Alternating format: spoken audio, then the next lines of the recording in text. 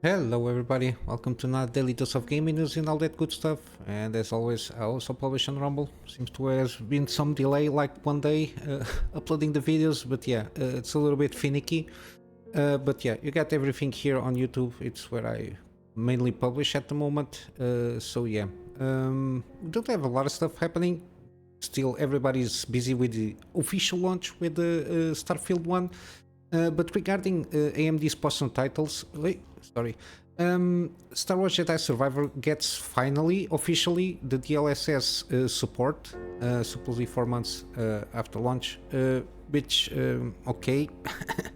I don't know if there was something behind the scenes, given that we had like the official AMD at least from a representative from AMD that there is like no obligation of not supporting other upscaling technology from other companies with their bundled games that they come with hardware or supported or official partners from games from AMD. But at least today, yeah, today 5th, yesterday basically, at least today, yesterday on my timetable. Patch 7, which adds that DLSS compatibility and comes with DLSS 3, which basically with fake frame rates. But yeah, plus another bugs and fixes, some of them on console. For example, a variable refresh rate to PS5 and a lot of other stuff in terms of performance regarding performance mode and quality mode on those consoles. But yeah, here the main thing is basically performance and optimization improvements for PC, including DLSS support. I think it's since launch is getting a little bit better to play this game more fluidity, with more fluidity. Sorry. But yeah, and also some things to mention here: save system tweaks to help prevent save game corruption. I'm very interested in playing this game when I can. This one and the previous one. So Jedi, I forgot the name of the first one, and Survivor, which is the second one.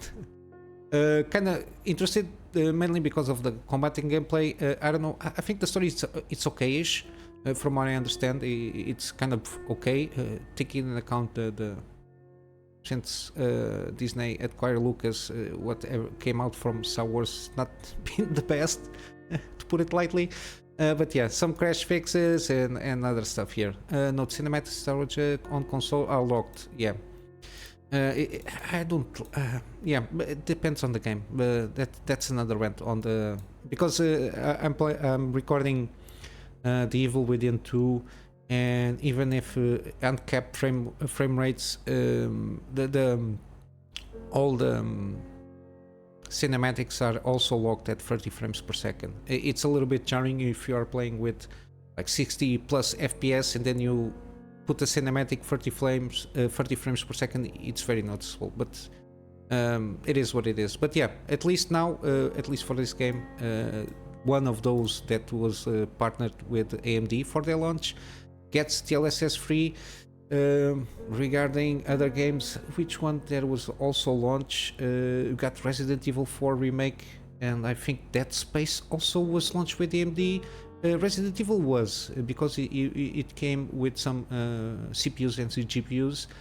I don't think that one already has like DLSS. I'm not sure. I'm sorry. I got a lot of stuff in my memory bank here in my head, and it's a little bit sometimes blurry. But yeah, hopefully, given that Starfield is a huge game, that it's being launched basically today, so for the people that have like the base game, not the premium edition, hopefully they can add. Given that it is a little bit heavy on the performance side for like lower rigs, it's a little bit demanding from what I been seeing.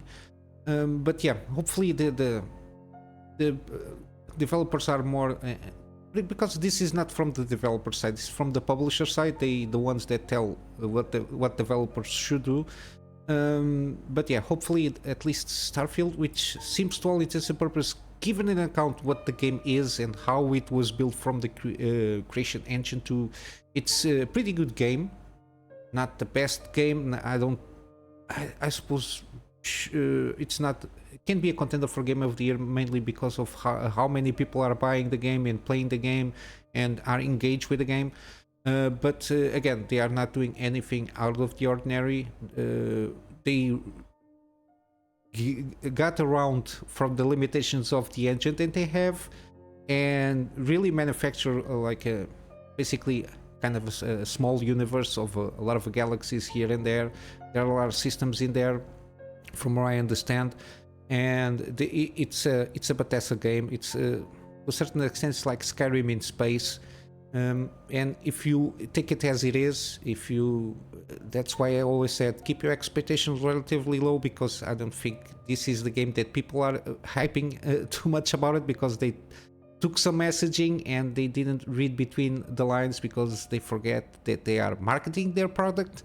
But yeah, I see some people annoyed to some things here and there. For example, a lot of loading screens. I told you, since the first showcase, the 45-minute showcase, I saw some editing there that gives the impression that there will be a lot of loading screens from the takeoff of the ship, entering in some areas. Even if you are in the world, you enter in some more bigger areas, like for example caves, or like big industrial areas that you have, like, I don't know, underground stuff there.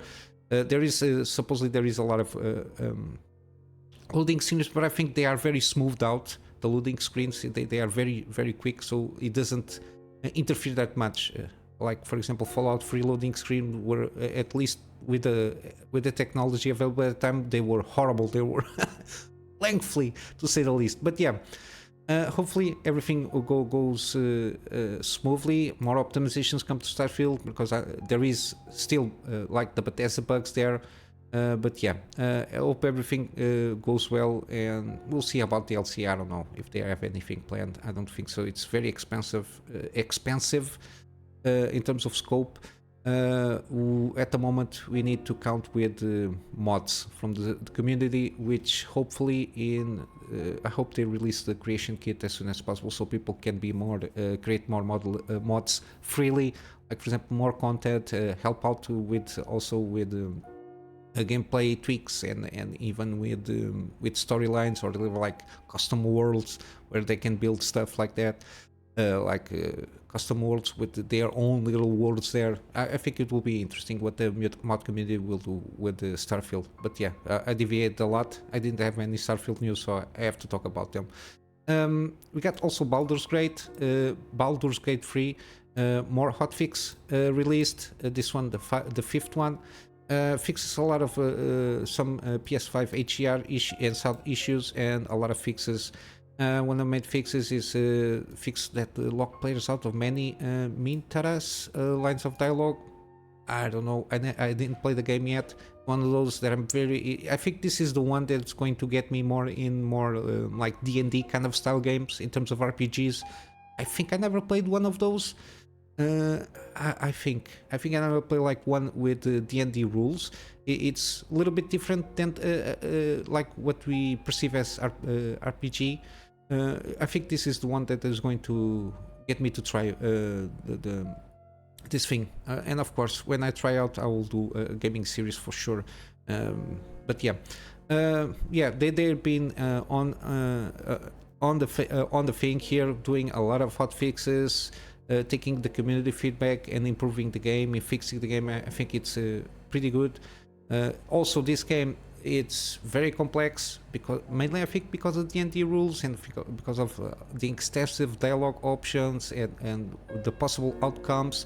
So a lot of the interactions will have like an outcome by the end of the game, so that has to be taken care of. And given that you have, like, I think it's 17,000 permutations of an ending, so it's a lot to be taken care of. And of course, we'll have a lot of fixes and some patches. They already launched the first patch with like the basically bundle up the 1000 fixes or something like that, and they will be continue to release those patches also to be more comprehensive instead of just hotfixing the game. Also, lastly, we got Alone in the Dark. Supposedly has been delayed to January 16. next year to avoid the October crazy release schedule. Yeah, some games, I think even Lords of the Fallen, delayed like by 1 week because they are trying to avoid a lot of games, and to a certain degree it's like the Hollywood, like movie cinema kind of, they try to shift around so they don't interfere with each other in terms of sales. It's understandable. Also because I think Alan Wake was the one that delayed like 10 days or so. But yeah, October, September, this year has been very crazy in terms of launches, mainly because of the lockdown stuff and the COVID stuff. A lot of stuff basically ramped down a little bit in terms of, at least in the gaming industry, they had to deal with the situation, so they basically had to rev down a little bit the development. A lot of remote working and everything. It bogged down a little bit the development cycle, and basically now they are starting to come out 2023. 2024 I think it's going to be also a busy year for new releases. But yeah, we had a very good year in terms of at least gaming launches, starting at least my perception is like Dead Space remake. We've been having like excellent games, even though not all of games are excellent, the ones that came out this year, unfortunately. But yeah, it's been pretty good year. To the fact that they had to delay games for the next year. That's how good this year has been in terms of gaming. And I'm going to wrap up here with some gaming deals still, that I'm going to repeat some of them that I've been doing in the last 2-3 days. We got to basically 1 day and a half for these deals that I'm presenting, which is Planet of Lana. I've been talking about this game, seems pretty good, very positive reviews.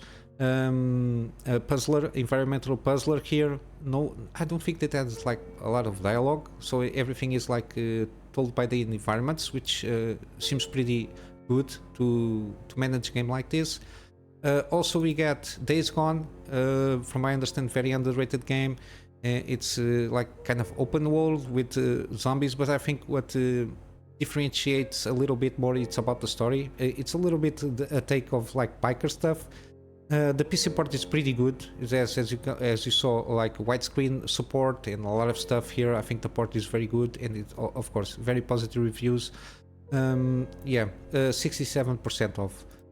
Also 67% off is Horizon Zero Dawn, the complete edition, so the first game with all the DLCs and all the content here, 60% off, so around $16, give or take. I think it's a good deal. I think the first game is pretty good. The second game is not, from what I understand, didn't maintain the same quality here, but yeah. And last you got God of War, the first game from the kind of soft reboot of the franchise, 40% off, $30. It's one of those that I really will want to try out also. And yeah, basically this is it for today. Kind of short episode for today, but yeah, not a lot to talk about more. That caught my eye, and so I'm just going to wrap up with my plug to my Patreon as usual. And yeah, only 1 tier, extra support for me to improve a little bit more on the PC side for my daily work stuff, and also to get more storage for the recordings that I've been doing. But yeah, this is it, guys. I hope you have a wonderful day, and I will see you in the next one. Until then, Kunamy Master out.